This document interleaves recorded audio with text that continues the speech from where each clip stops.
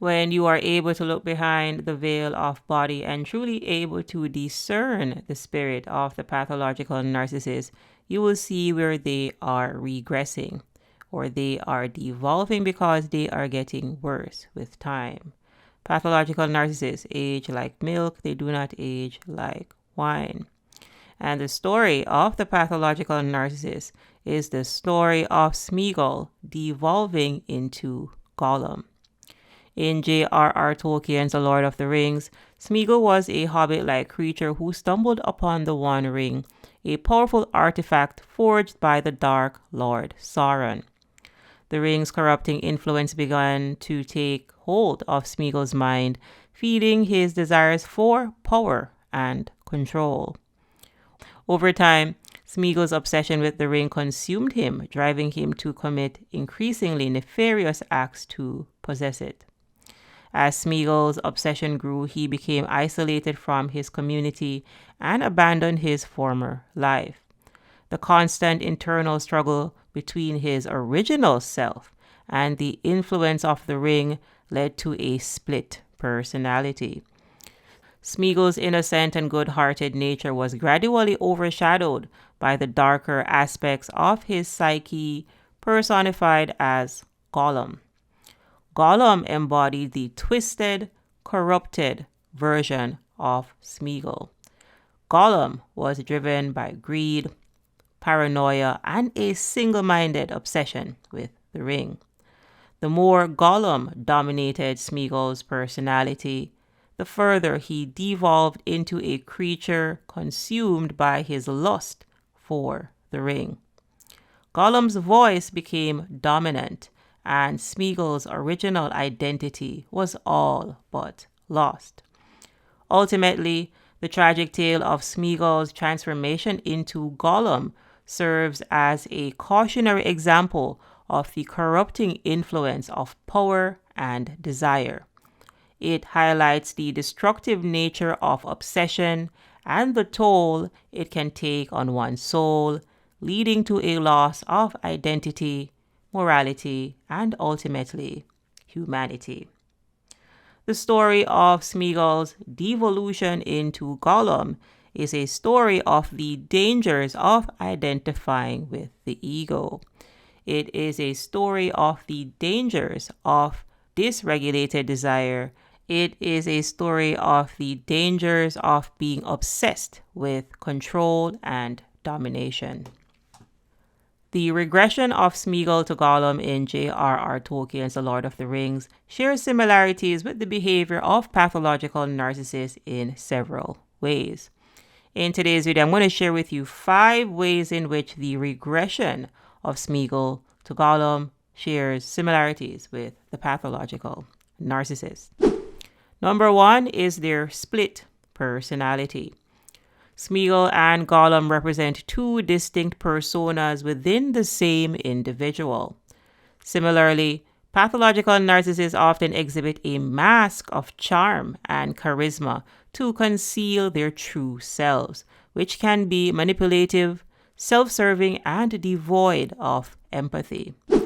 Number 2, an internal struggle. Smeagol's internal conflict between his innocent, good-natured self and the darker manipulative influence of Gollum mirrors the inner turmoil experienced by pathological narcissists. They often grapple with conflicting desires for validation, power, and control, leading to a fragmented sense of identity. Number 3, manipulative behavior. Gollum's deceptive and manipulative tactics to achieve his goals align with the manipulative tendencies of pathological narcissists.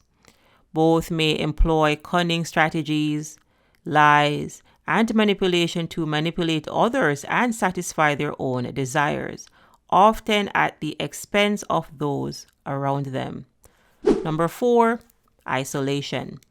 Like Gollum's solitary existence in the depths of the Misty Mountains, pathological narcissists may become isolated from meaningful relationships due to their manipulative and destructive behavior.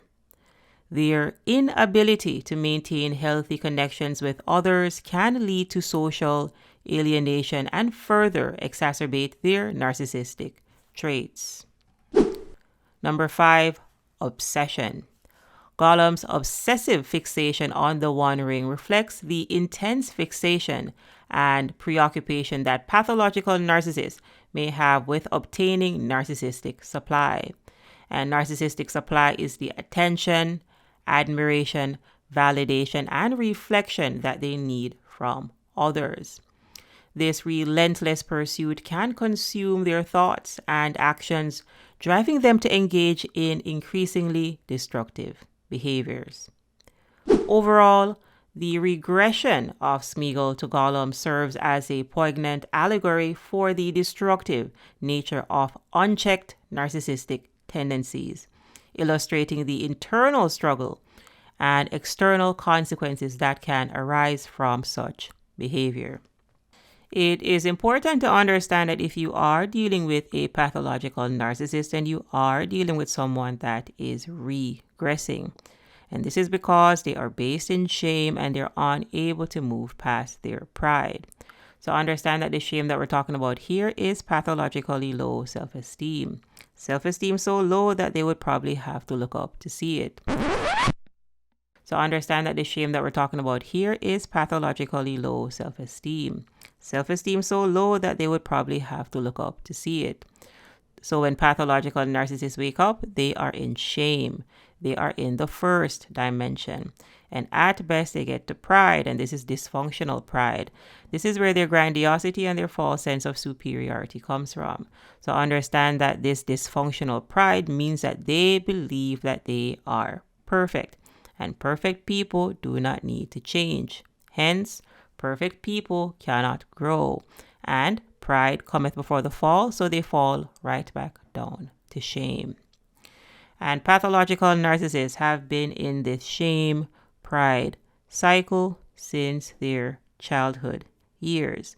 So they have been regressing since their childhood years. So they are not growing.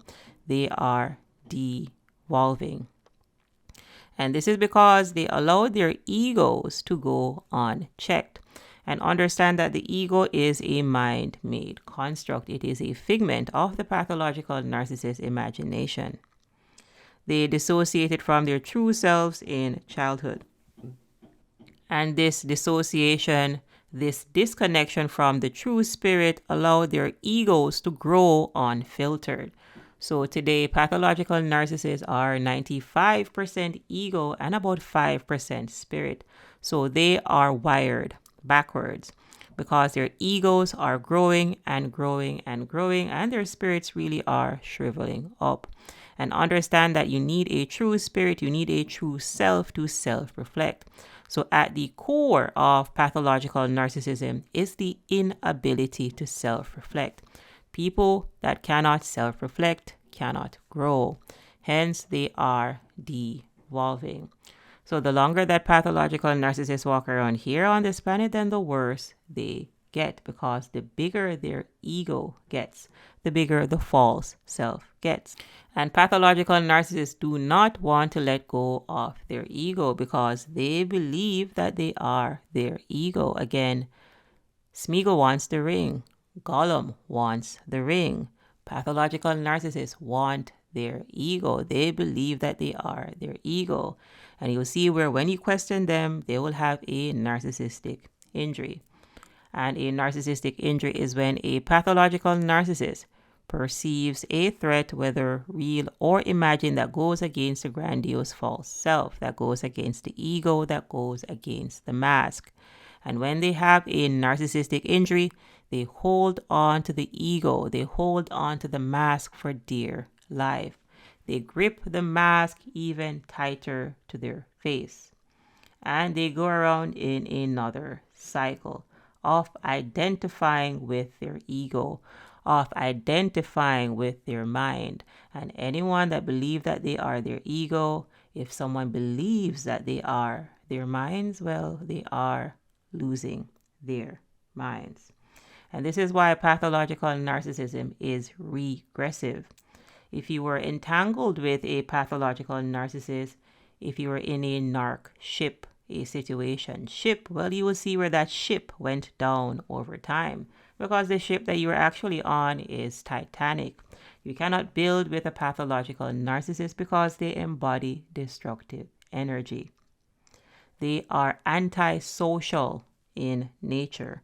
They are against the building of communities. They are against the building of relationships. Any ship that you are on with a pathological narcissist must go down. And this is because they are regressing. They are not progressing. The pathological narcissist's obsessive nature with their ego is taking a toll on their soul. And you will see where the longer they are walking around here on planet Earth, the more they lose their identity, morality, and ultimately their humanity.